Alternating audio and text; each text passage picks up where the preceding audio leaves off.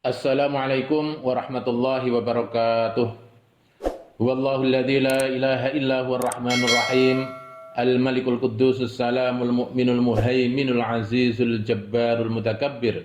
Subhanallahi amma yusyrikun. Asyhadu an la ilaha illallah wa asyhadu anna Muhammadan abduhu wa rasuluh. Allahumma salli wa sallim wa barik ala sayyidina Muhammadin wa ala alihi wa sahbihi ajma'in.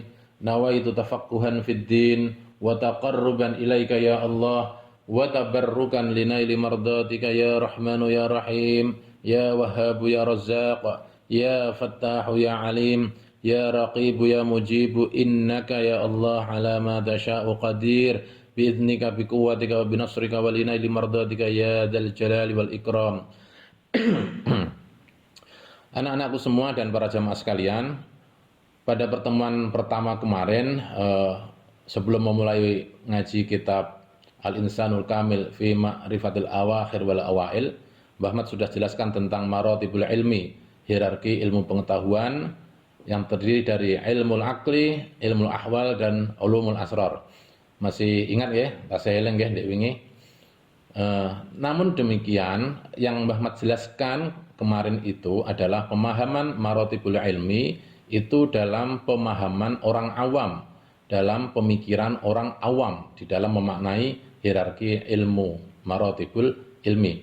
Nah, pada pertemuan kedua ini Mbah Ahmad akan jelaskan tentang maratibul ilmi itu dalam perspektif konseptual, ya, dalam ranah konseptual tentang hierarki ilmu. Nah, Mbah Ahmad berangkat dari dari kapan ilmu akli itu dimiliki oleh Adam dan kapan ilmu ahwal itu dimiliki oleh Adam dan bagaimana ulumul asrar itu. Nah, untuk memahami hal demikian maka yang harus kita fahami terlebih dahulu anak-anakku semua dan para jamaah sekalian itu adalah dalam konsep penciptaan Adam. Khuliqa Adam min turabin lazibin, bahwa Adam itu diciptakan dari tanah liat. Begitu Adam diciptakan dari tanah liat, Allah ini kemudian meniupkan, ya, memasukkan akal itu mingki bali roksi Adam, dari balik kepala Adam. Akal, ya, akal menetap di situ, yang ini kemudian menjadi modal dasar atau fondasi dasar munculnya ilmu akli bagi Adam dan anak cucu Adam. Ya. Begitu akal sudah ditiupkan di balik kepala Adam, kemudian Allah memerintahkan para malaikat untuk melakukan tawaf selama 1000 tahun, ya, sehingga akal itu kemudian merata ke dalam seluruh tubuh Adam atau menjalar ke dalam seluruh tubuh Adam. Lalu disitulah Adam kemudian sudah menjadi manusia yang sempurna, ciptaan yang sempurna dari sisi makhlukatnya, penciptaannya. Nah, untuk membekali Adam, ya, bahwa Adam itu memiliki kelebihan dari makhluk yang lain, terutama malaikat di situ, bahwa Adam oleh Allah Subhanahu wa taala dikaruniakan pemahaman atau ilmu pengetahuan tentang kemakhlukan. Itu bisa anak-anakku semua sema, para jamaah semua sekalian sema, itu di dalam tertera di dalam surat Al-Baqarah ayat 31.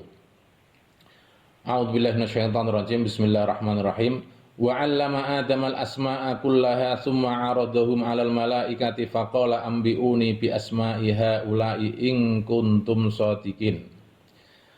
Wa 'allama Adama al-asma'a, dan Allah mengajarkan kepada Adam al-asma'a. Nah, saya memaknai al-asma'a di sini adalah ilmu pengetahuan, ya. Al-asma' ini ilmu pengetahuan kemakhlukan yang yang diberikan di dalam akalnya Adam tentang pengetahuan kemakhlukan semuanya, kullaha summa aradhum alal malaikati. Kemudian Allah memamerkan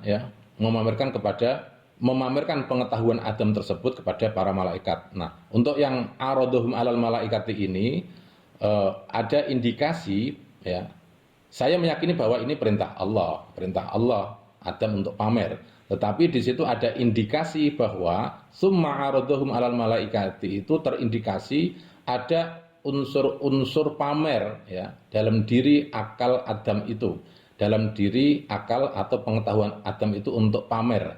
Pamer itu kan ada unsur-unsur negatif, ya, unsur-unsur negatif dalam diri akal Adam. Summa aradhum alal malaikati. Nah, disinilah kemudian ilmu akli itu ada kecenderungan yang sifatnya negatif, unsur-unsur negatif seperti pamer. Baik. Nah, ini satu sisi tentang ilmu akli, bahwa ilmu akli ini muncul, ditiupkan dalam akal Adam itu ketika Allah wa 'allama Adamal asma. Al asma di sini adalah pengetahuan tentang kemahlukan. Lalu bagaimana dengan ilmu ahwal? Nah, itu bisa kita semak di dalam ayat selanjutnya dari surat Al-Baqarah ayat 37, ya, yang berbunyi fatalaqqa Adamu mir rabbih kalimatin fataba alaihi innahu huwat tawwabur rahim. Fatalaqqa Adamu, dan Adam menerima tuntunan, ya, tuntunan berupa kalimat itu, ya, mir rabbihi kalimatin.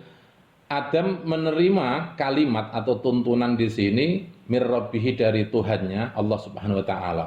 Nah, kalimat mir rabbihi kalimatin fataba alaihi. Kalimat di sini saya maknai bahwa kalimat di sini adalah pengetahuan tentang pertaubatan. Kenapa? Karena ada fataba alaihi, kemudian Adam bertaubat. Jadi pengetahuan tentang pertobatan. Nah, pengetahuan tentang pertobatan ini itu masuk di dalam ahwalnya Adam, dalam hal. Hal itu apa sih? Hal atau ahwal itu adalah keadaan mental spiritual. Keadaan mental spiritual dari Adam, dalam nafsu Adam, diri Adam. Nah, kenapa Adam bertobat? Karena Nabi Adam itu melakukan kesalahan. Itu di ayat sebelumnya itu ketika Adam dilarang untuk mendekati syajarah, ya, ini bahasanya khusus nanti di suatu saat, wala taqraba hadhihi syajarata fatakuna minadz zalimin. Jadi Adam ini sudah zalim karena melanggar perintah Allah untuk tidak mendekati syajarah dalam tanda kutip. Nah, untuk menebus kesalahan itu, ya, kemudian Adam bertobat. Nah, bertobatnya Adam itu ketika Allah itu sudah melakukan talqin, nuturi Adam, ya, menuturi Adam dengan kalimatin, dengan ilmu ahwal, ilmu pertobatan dalam tanda kutip, ya, jangan salah paham, ilmu pertobatan. Kalimatin di sini, ya, semua ilmu yang terkait dengan ahwal, ya, bahwa Adam menyesali perbuatannya, ya, Adam itu merasa bersalah dan lain sebagainya, dan taubatnya Adam kemudian diterima, innahu huwat tawwabur rahim. Dengan kalimat ini Adam melakukan pertaubatan. Nah, disinilah kemudian muncul ilmu ahwal. Muncul pertama kali ilmu ahwal dalam diri Adam, ya, dalam diri Adam, ilmu ahwal. Ini terkait dengan mental spiritualnya Adam untuk kembali kepada Allah Subhanahu wa taala setelah Adam melakukan kesalahan. Inilah hal ilmu ahwal itu muncul. Baik anak-anakku semua dan para jamaah sekalian, tafsir dari Mbah Ahmad ini terkait dengan ayat surat Al-Baqarah ayat 31 tentang wa 'allama Adamal asma'a, kata al-asma'a, dan juga ayat 37 fatalaqqa Adamu mir rabbih kalimatin, kata kalimat, ya. Ini bisa jadi tidak Anda temukan di dalam hasanah tafsir-tafsir klasik, ya. Tetapi ini merupakan pemaknaan rohani tentang kedua ayat tersebut. Baiklah, bagaimana kemudian efek dari keduanya? Nah, efek dari keduanya, ini kita belum bicara tentang ulumul asrar. Efek dari ilmu akli, ilmu akal, pengetahuan akal, al-asma. Nah, Di situ mempunyai sifat-sifat begini, bahwa ilmu akli itu memiliki sifat yang terkungkung kepada sebab akibat. Jadi kalau dalam filsafat dia positivistik, maka akal itu biasa mencerna ini benar, ini salah dan lain sebagainya. Dia cenderung apa namanya, ya positivistik, bicara tentang sebab akibat. Nah, biasanya kajian fikih itu banyak terkungkung di dalam ilmu akli ini, kajian fikih ya. Sampai kemudian ya benar dan salah itu kajian ilmu fikih ini merupakan produk dari ilmu akli. Nah, sedangkan kalau ilmu ahwal ya, ilmu ahwal yang yang itu merupakan pengembangan dari kata kalimatin di dalam ayat fatalaqqa adamu mir rabbih kalimatin. Ini memunculkan ilmu ahwal. Nah, ilmu ahwal ini itu berbeda, bertolak belakang dengan ilmu akli. Kalau ilmu ahwal itu bicara tentang pantas ya. Jadi kalau Adam habis bersalah, maka pantasnya itu ya memohon maaf, minta ampun kepada Allah Subhanahu wa taala. Nah, disinilah ahwal, hal itu bicara tentang masalah iki pantes apa ora pantes. Ini keadaan mental spiritual. Nah, karena di sini bahwa Adam ini hidup itu langsung liko Allah, bertemu dengan Allah Subhanahu wa taala. Bagaimana dengan anak Adam? Nah, kalau kita ini sebagai anak Adam, ya, ilmu ahwal itu bagaimana kondisi mental spiritual kita, ya, karena kita ini termasuk ciptaan yang beda dengan Adam. Adam itu pernah hidup bersama Allah, jadi dia liko Allah. Nah, kita ini sebagai anak Adam itu yang kemudian perlu liko Allah dengan namanya ilmu ahwal. Maka dalam Al-Quran itu ada faman kana yarju liqa'a rabbih falyamal amalan sholihan wala yusyrik bi ibadati rabbih ahada.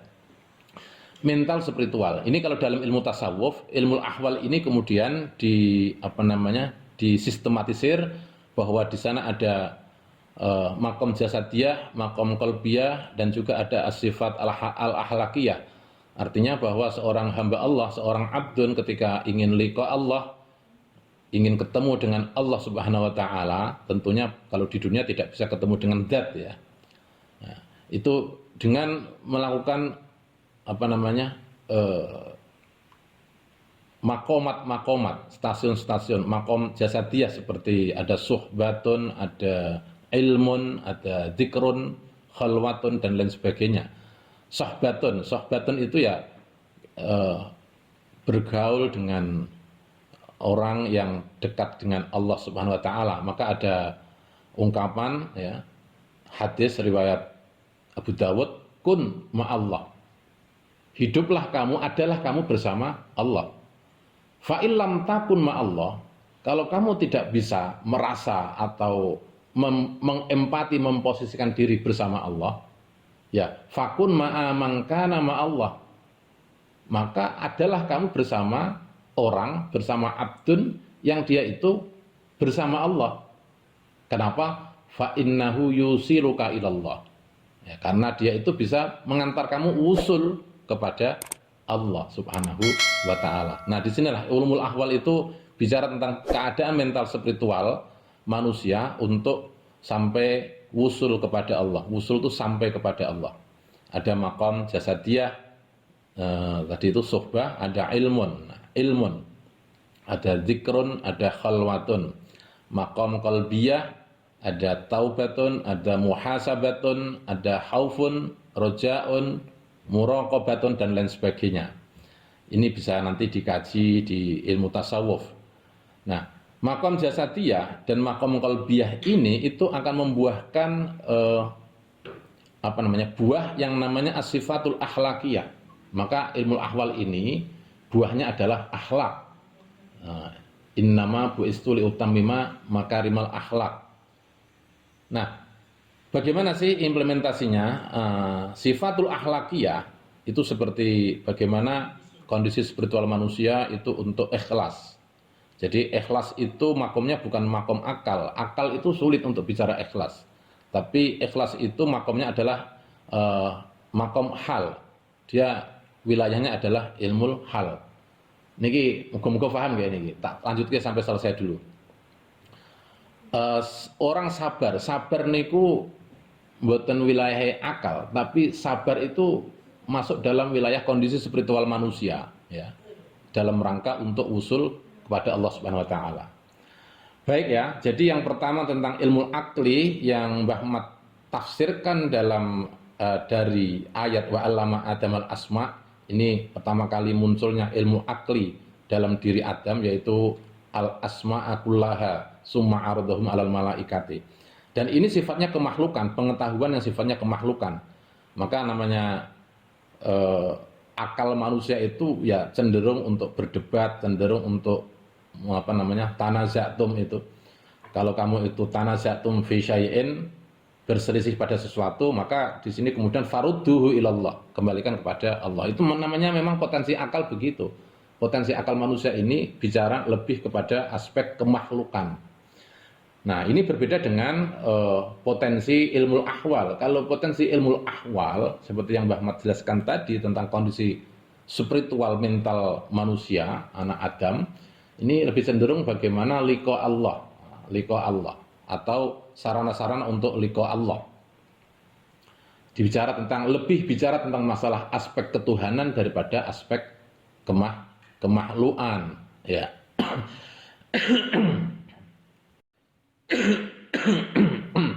Batuk, Mbah Mat lagi batuk nih.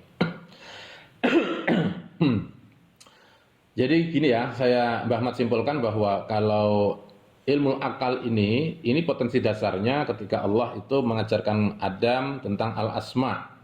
Sedangkan kalau potensi ilmu ahwal ini ketika kemudian Allah ya ini mengajarkan tentang kalimat, ya, kalimatin fataba alaihi, ini itu asal muasal tentang ilmu akal dan ilmu ahwal dari dalam diri Sayyidina Adam alaihissalam. Jangan sampai salah ya. Jadi kalau ilmu akli ilmu akli itu potensinya itu sudah ada dalam penciptaan Adam ketika Allah berfirman wa 'allama Adamal asma'a kullaha summa 'aradahum 'alal malaikati ila akhiril ayat. Di sini adalah potensi ilmu akli, al-asma ini pengetahuan kemakhlukan. Sedangkan kalau ilmu ahwal ini potensinya sudah diajarkan Allah dalam diri Adam, itu ketika Adam pasca melakukan kesalahan ketika hidup di surga ya. Dengan kata kalimatin, fatalaqqa Adamu mir rabbih kalimatin fataba alaihi. Allah mentalkan Adam ya untuk ya Adam itu dikasih kalimatin. Dengan kalimat tersebut fataba alaihi. Kalimatin ini adalah potensi sebagai sumber dari ilmu ahwal.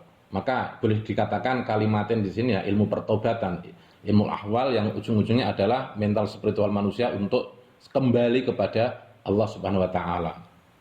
Demikian ya. Nah, selain ilmu akli dan ilmu ahwal, nah yang tertinggi itu adalah ulumul asrar. Bicara ulumul asrar itu adalah potensi pengetahuan Allah Subhanahu wa taala yang diberikan kepada hambanya yang sifatnya adalah mauhibatun. Sifatnya mauhibatun atau minanun, itu pemberian dari Allah dalam dalam bentuk faidur rahman atau pancaran Allah Subhanahu wa taala. Nah, ambil satu contoh misalnya di sini ulumul asrar yang dimiliki oleh para al-anbiya wal mursalin. Ulumul asrar ini khas para nabi, para rasul itu diberikan ulumul asrar dengan diberikan wahyu. Wahyu Allah Subhanahu wa taala itu diambil dari namanya ma'danul ilmi, sumbernya ilmu ya, dibawa oleh malaikat Jibril, dari malaikat Jibril kemudian diberikan kepada para nabi dan para rasul. Nah, di samping para al-anbiya wal mursalin, ulumul asrar ini juga diberikan oleh Allah Subhanahu wa taala kepada hambanya yang kita dengar dengan para aulia, para wali-wali Allah. Nah, maka para wali Allah ini itu ya berbeda dengan orang standar ya kayak kita ini, para waliullah ini itu ya iradatullah lah. Jadi kalau ada para wali yang terkadang kita tidak bisa komunikasi dengan dia, tidak bisa memahami dia, itu karena para wali itu ya langsung Allah ya, yang nyetir itu langsung Allah, langsung Allah. Satu contoh misalnya begini, kalau kita ini kan orang syariat itu diajarkan oleh Nabi Muhammad SAW, misalnya orang syariat ini ingin hujan, ada ketiga sing dawa, musim ketiga, musim kemarau yang panjang. Kemudian Rasulullah memberikan alternatif, memberikan jalan keluar kepada namanya Rasulullah Muhammad SAW. Risalatun Nabi itu berlaku untuk semua kemampuan akal dari awam sampai orang yang khos begitu ya. Maka kemudian dicarikan level yang paling rendah. Nah, yang level paling rendah ini kemudian dikasih SOP bagaimana supaya dalam musim kemarau itu Allah memberikan hujan. Maka dibuatlah kemudian SOP-nya dengan melakukan sholat istisqa. Nah, sholat istisqa ini kalau dalam kajian fikih ini ya cukup rumit. Ada syarat rukunnya, ada ubur rampenya dan lain sebagainya. Kalau kita ke sholat Jumat itu pakai baju yang bagus, wangi dan lain sebagainya, justru kalau sholat istisqa ini kita ini nggak boleh pakai baju-baju bagus. Binatang ternak yang kita miliki harus dibawa gitu ya, supaya kita itu murdilah. Memang betul-betul butuh air. Ini standar orang syariat ketika mau minta hujan. Nah, ini berbeda dengan ketika waliullah minta hujan. Jadi ini gini tak ceritain tentang bagaimana para waliullah. Tapi iki aja ditiru ya enggak ya. Iki mergo ilmune para wali. Para wali iki nak nyuwun udan ya. Nyuwun udan iku ya sederhana karena ngilmune iku wis diparing Gusti Allah. Tidak menggunakan salat istisqa, bisa jadi tidak gitu ya. Dia punya wirid tersendiri. Misalnya begini, para wali ketika melihat dalam satu desa itu musim kemarau dan dia mendoakan supaya hujan, itu dengan wiridan misalnya gini, mewiridkan barhasin sekian kali. Nah, kok wiridannya barhasin gitu ya? Ya, kita harus tahu ilmunya bahwa barhasin itu sebetulnya adalah tasbihu Sayyidina Mikail alaihissalam. Nah, kalau kita ini kan tasbihnya baca subhanallah, subhanallah, subhanallah. Kalau Sayyidina Mikail ini baca barhasin. Nah, bisa jadi dengan membaca barhasin itu ya kok kata malaikat Mikail kok podo tasbih. Nah, ya, itu kemudian hujan turun. Tapi ini ilmunya para wali, nggak usah kamu tiru. Itu ana ijazahnya. Ada ijazahnya. Wis ora usah gumun lah ngeniku. Nek ana para wali njaluk udan mak reguduk udan teko ora usah gumun. Iki ngilmune sangka Gusti Allah ulumul asrar. Atau contoh lain misalnya ketika para waliullah gitu ya. Para waliullah itu ingin bercengkrama dengan makhluk lain, misalnya dengan jin. Kalau kita ini pernah mendengar dari ulama-ulama kita gitu ya. Ya, ini masyhur di kalangan para ulama kalau ingin bertemu atau mengundang jin itu dengan membaca surat jin 3 kali. Begitu katanya, Mbah Ahmad juga belum pernah. Tetapi para waliullah bagaimana ketika ingin ketemu dengan makhluk lain misalnya jin, ya.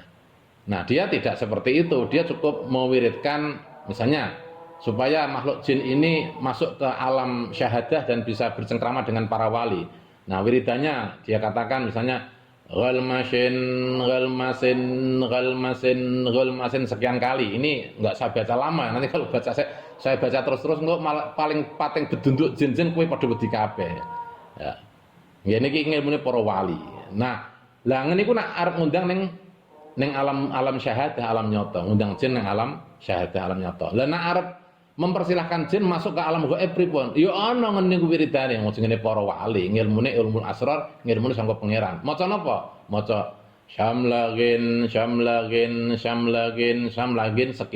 sekian kali. Ngene iki ilmu khusus ngilmu para wali.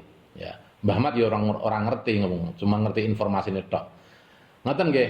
Jadi ini ulumul asrar, bahwa ulumul asrar itu diberikan oleh Allah kepada hamba-hambanya yang terpilih. Siapa yang terpilih? Adalah para nabi, para rasul, dan para waliullah. Ya.